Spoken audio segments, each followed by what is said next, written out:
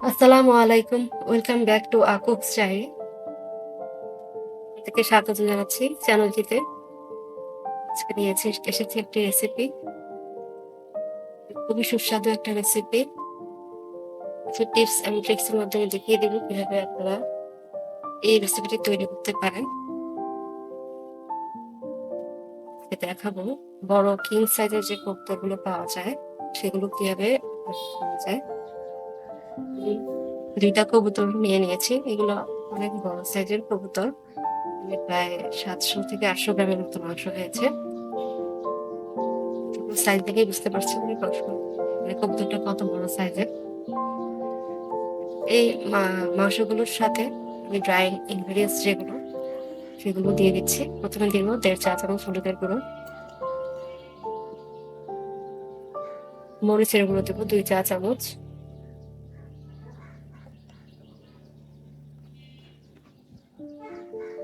এখন এখানে সামান্য তেল অ্যাড করবো। এখানে 1/3 কাপ মতো তেল আছে।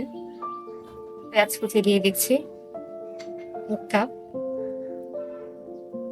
আদা বাটা দিয়ে দিচ্ছি ২ চা চামচ,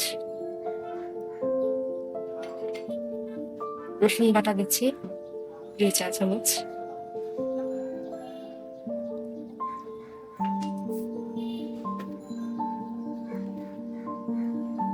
আর এখন এখানে জিরা আর ধনিয়া মিক্সড একটা গুঁড়ো ১.৫ চা চামচ থেকে একটু বেশি দিয়েছি। লবণ দিয়ে দেবো স্বাদ মতো। আমি এখানে ১.৫ চা চামচের মতো লবণ দিব।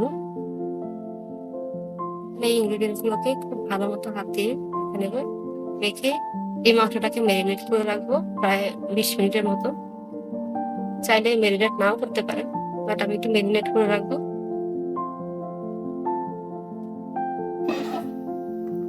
এখন প্যানে তেল অ্যাড করছি। এখানে কাপের মতো তেল দিয়েছি।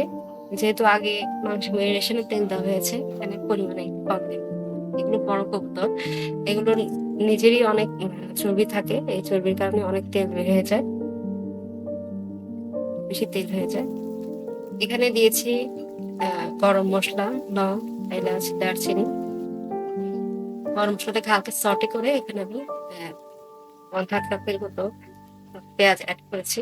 পেঁয়াজগুলো যখন ব্রাউন কালার হয়ে যাবে তখন এতে অ্যাড করবো মাংসের যে ম্যারিনেশনটা করে রেখেছি সেটা। মাংসের ম্যারিনেশনটা এখন আমি এখানে অ্যাড করে ভালো মতো কষিয়ে নেব।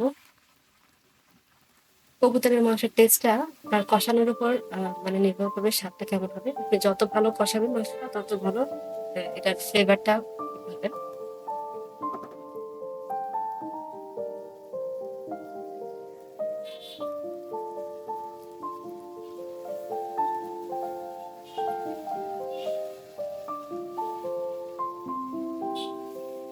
এটা ধৈর্য সহকারে কষাতে হবে। মানে আপনি একটু টাইম নিয়ে কষাবেন, তাহলে মাংসটা খুব টেস্টি হবে। এই পর্যায়ে আঁচটা থাকবে মিডিয়াম।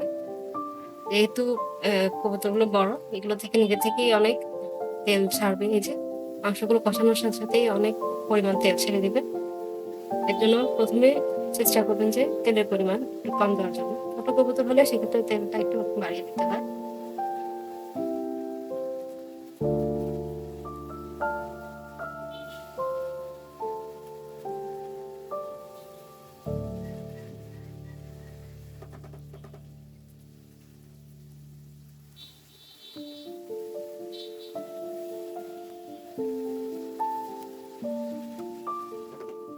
আর এছাড়াও বড় কবুতরের মাংসগুলো একটু শক্ত থাকে, এগুলোকে ভালো মতো সিদ্ধ করতে হয়। এর জন্য আমি প্রথমে হালকা একটু পানি দিয়ে আগে মশলাটা, গ্রেভিটা খুব ভালো মতো কষিয়ে নেব, যাতে মাংসগুলো কিছুটা এই পানির মধ্যেই সিদ্ধ হয়ে যায়। এখানে টমেটো অ্যাড করছি একটি। টমেটো আপনারা চাইলে দিতেও পারেন, নাও দিতে পারেন। টমেটো দিলে গ্রেভিটা একটু ঘন হবে আর টেস্টটাও একটু এনহ্যান্স করবে। ওই ঝোলটা শুকিয়ে যাওয়ার পরে আমি আমার নতুন করে ঝোল অ্যাড করব। এই যে মাংসের ওই ঝোলটা, মানে প্রথমে যে অল্প একটু পানি দিয়েছি সেটা শুকিয়ে গিয়েছে। এখন আমি আবার ঝোল দিয়ে মাংসটাকে আরো ভালো মতো সিদ্ধ করে নেব। যেহেতু এটা বড় কবুতর, এটা সিদ্ধ হতে অনেক সময় নেবে।